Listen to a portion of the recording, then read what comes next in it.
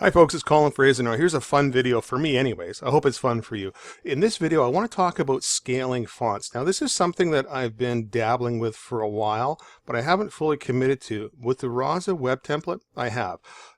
What a scaling font means is as we resize the browser window, watch what happens to the name Rasa Web. It changes in size relative to the width and height of the page.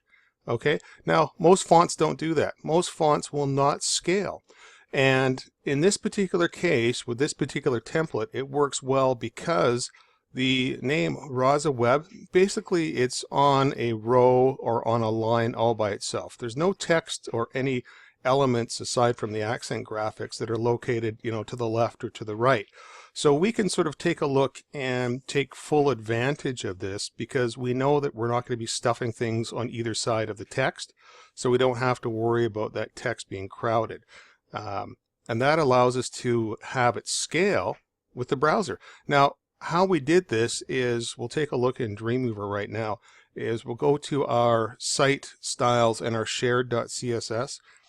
Okay, and let's just scroll down. There's our website name, logo, graphic, classes right here. And we have this baby right here, this primary layout. This is where we use the scalable font. And we're using it just for the website name class that has an H1 tag applied to it. And the font size, here's a good example of comparison. Here's a font size of 40 pixels. We use that for the secondary layout. So if you want to know what the difference is, if we go to the About page as an example, see the font size, Rasa Web? That's a 40 pixel font size. If we go back here, it's quite a bit larger. And the difference is we're using 5.9 as a ratio of the viewable width, the vertical width. Okay? It's actually viewport width, I should say.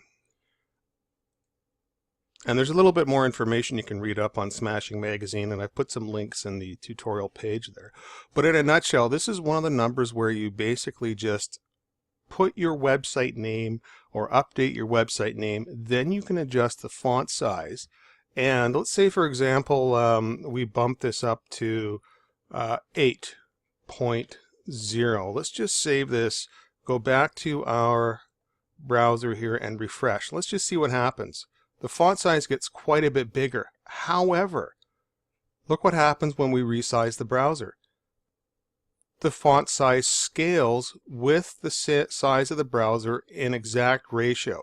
So the great thing is, when using these viewport width sizes for your font, is even on lower resolution browsers, it's still going to have basically the same left and right spacing as it does on a larger browser. So the amount of space from the website name on the right and the amount of space for the website name on the left is going to be the same no matter what resolution the page is being viewed at. So you can, once you put in your text, you can go and adjust your viewport width to whatever font size you want, or viewport width you want, to take up as little or as much room as you want your website name. So you could basically try and take up the entire width of the page if you wanted to, not having to worry about lower resolution monitors pooching it up for you.